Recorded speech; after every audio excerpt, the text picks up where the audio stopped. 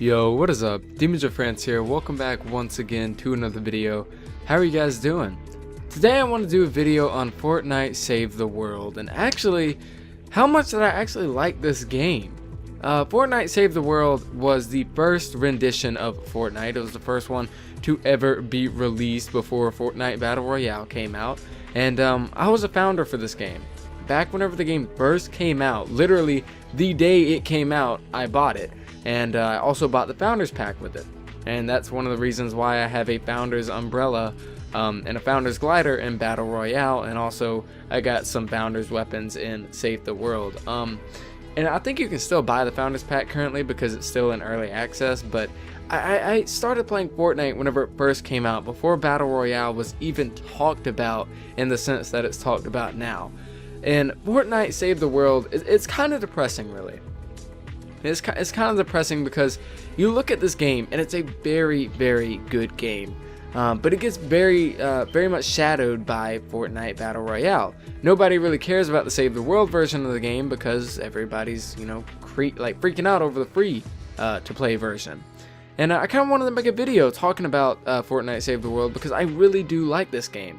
There's only one thing that I dislike about Fortnite Save the World, and that's that the team that develops it, like whoever's in charge of the Save the World version of Fortnite, really isn't doing a good job at making the game perform well on console. On PS4, the frame rate will sometimes drop down to 20 frames, away from 30 and away from 60. I'm not sure if Save the World plays in 60. I'm pretty sure it plays in 30. So sometimes it does drop down to 20 frames per second in certain situations, and whenever you're playing with a group of 4 people, it's really annoying. It's kind of like Warframe on console. If you play Warframe solo, usually the frame rate's pretty good, but if you play Warframe with a whole group of people with all the particle effects and all the different things that they're doing, it kind of gets a little out of hand. I'm also sorry if you guys hear a little meh in the background. That would be a low battery fire alarm. But yeah, so I mainly want to talk about Fortnite Save the World today because it's something that is actually a really good game that nobody really even plays. I actually played this game during the Halloween event and was able to get my favorite skin in the Save the World version. And in this game, they're basically just characters. So I forget what the name of the character I'm playing is, but she has her own abilities and you can level her up and get her, you know, better. This game is basically Minecraft, Borderlands, and Warframe put into one, and it's really good, man. And it just saddens me to see that the development of this game really isn't where it should be. It's kind of like, because Battle Royale is a thing, this game just kind of gets ignored for the most part. But like, playing this game to me is addictive to see what you can do. All the loot that you can get, all the upgrades that you can do. You can bring a weapon that is of green rarity, and you can evolve it all the way up to a orange legendary. You could take something like, I guess for a BR term, something that you could understand, just a gray M4 in this game, and you could bring it all the way up to legendary status, which is really cool. And I like that kind of stuff. You know, you got to do a lot of grinding and a lot of looting and stuff like that to be able to do it, but it's really cool to see the depth and the amount of stuff that you can do in Save the World. You could play this game and you could grind it for weeks and you would still have so much to do. You got a collection book, you got all sorts of loot, all sorts of different survivors and traps, and the amount of weapons in Save the World is absolutely ridiculous, not even to mention the characters and the upgrade trees. It's absolutely insane. One thing that this game is lacking, the Save the World, is there is no character customization in this game.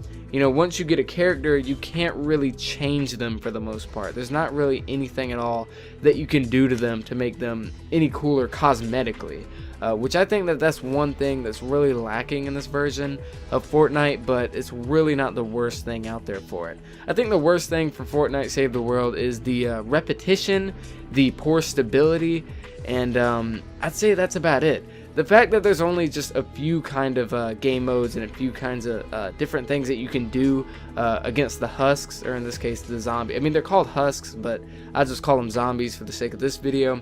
There's not really many different mission types. I mean, you got an extraction mission type, you have like a defend a balloon mission type, you have a defend a whatever play. You got 2 different defense ones. You got one where you need to extract something, and you got one where you save survivors and you're on a time limit. That's basically the 4 mission types in this game that I can think of off the top of my head, and I think that those are all of them. But there is great variety whenever it comes to characters, and there's great variety when it comes to weapons, and the fact that you can also build your own kind of haven, pretty much. There's areas in the game where you can build your own fort, and it's going to stay that way permanently, and you can defend it against husks, which is really, really fun. And I think that really opens up opportunity for building really cool things, and for building one of the best bases Fortnite has ever seen. You know, that kind of stuff's really cool. They have multiple different locations, and just all sorts of stuff in this game is amazing, and it's awesome. They even got hoverboards. Freaking hoverboards, man.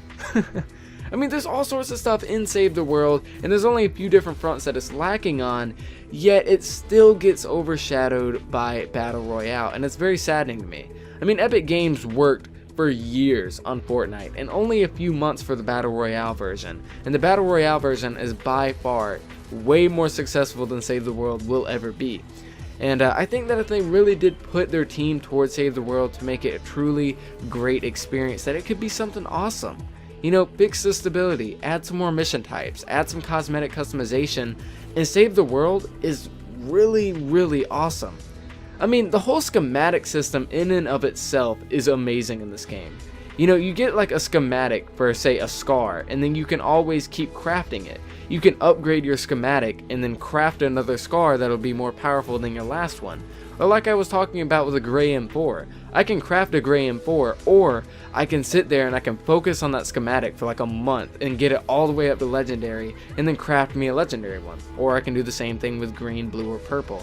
It's really cool, it's got a lot of depth, and there's so much that you can do in it, but it's lacking on a few fronts, and the fact that Battle Royale exists kind of takes away from the entirety of Save the World. But let me know what you guys think in the comments down below. Do you own Save the World? And if you do you enjoy playing it? The PC version of this game is by far superior to anything that the console will get. BR on the PC and BR on console are pretty much the same in my opinion, but the performance and the graphics and stuff on PC for Save the World really do separate it from the console. And I would play it on PC, but honestly, I don't feel like rebuying the game. But yeah, guys, let me know what you guys think in the comments down below. Thank you so much for watching. I really do appreciate it. And yeah, guys, make sure to leave a like on the video if you'd like it. Dislike it if you did not. I kind of screwed up my outro, but who cares? Subscribe if you're new, and I'll see you guys in the next one.